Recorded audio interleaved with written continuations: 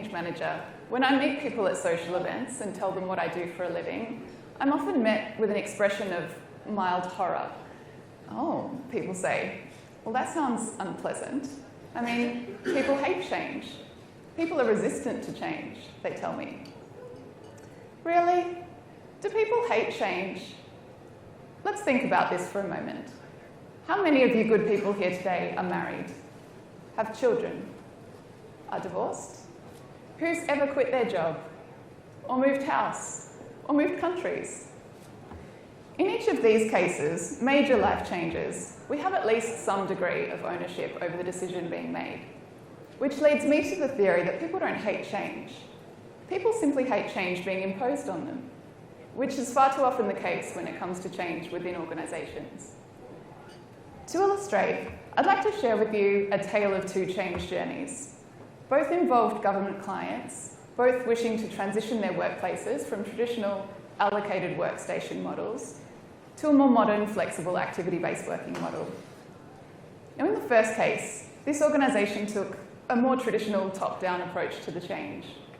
They sent their small executive team off on a 3-day retreat to discuss the problem. They came up with the best solution and then came back and mandated to their staff in a formal town hall meeting exactly what they wanted to see.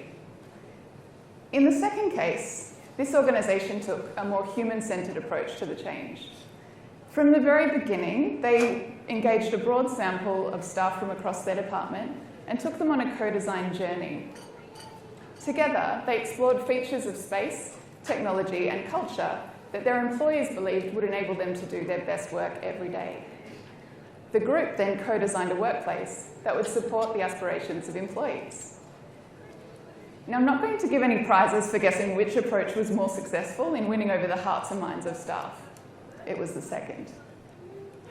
So why is a human-centred approach more effective in bringing about real, sustained change in organisations? It's because almost all organisational change has an impact on the humans in those organisations.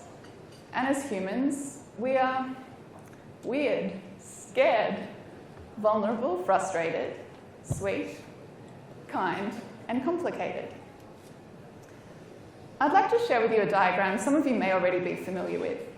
It's called the knowledge funnel, and I first came across it in Roger Martin's excellent book, The Design of Business. So it begins, as most funnels do, at the top, when we start exploring the fears, hopes, and concerns of the human beings impacted by the change we're seeking to implement. This is messy work sometimes and can often seem quite random and chaotic, mysterious to use Martin's terminology. But as we continue exploring the fears, hopes, and concerns of those humans, we progress into the middle section and start to identify themes and patterns emerging from the chaos. This stage always challenges assumptions that I've held from the beginning. It's where insight emerges and leads to innovative solutions that may otherwise have been missed, that can then be implemented smoothly in the final stage. The end result of this approach is often simpler, more elegant, and more effective than a handful of executives might come up with on their own. If we turn the knowledge funnel on its side, it illustrates that if we spend more time and energy upfront engaging with employees, we can empower them by bringing them along on the change journey.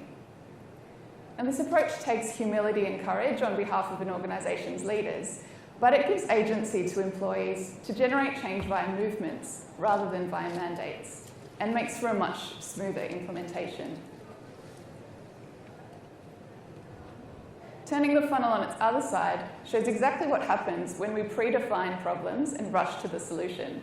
We make assumptions and invest, sometimes heavily, in solutions that get messy and chaotic when implemented, as it runs into that change resistance by those humans.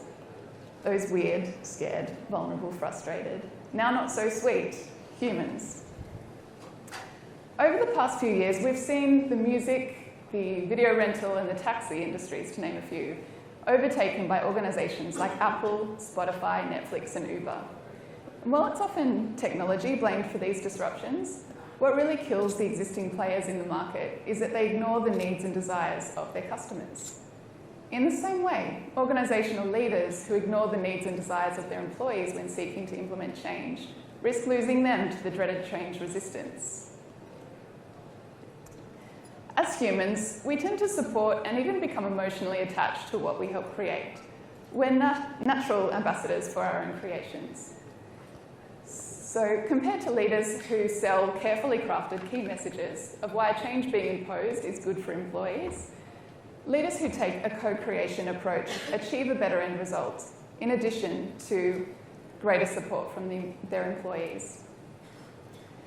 So human-centered design begins with asking better questions instead of predefining problems and making assumptions. So the next time you're seeking to improve things in your organisation, instead of asking a predefined question like, how can we convince our employees to accept this change?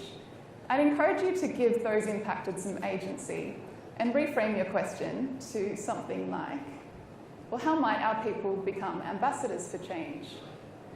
You'll find that by engaging broadly and genuinely from the outset, you'll inspire a collective force of passionate, proactive ambassadors for your change initiative, because it will also be their change initiative. Thank you.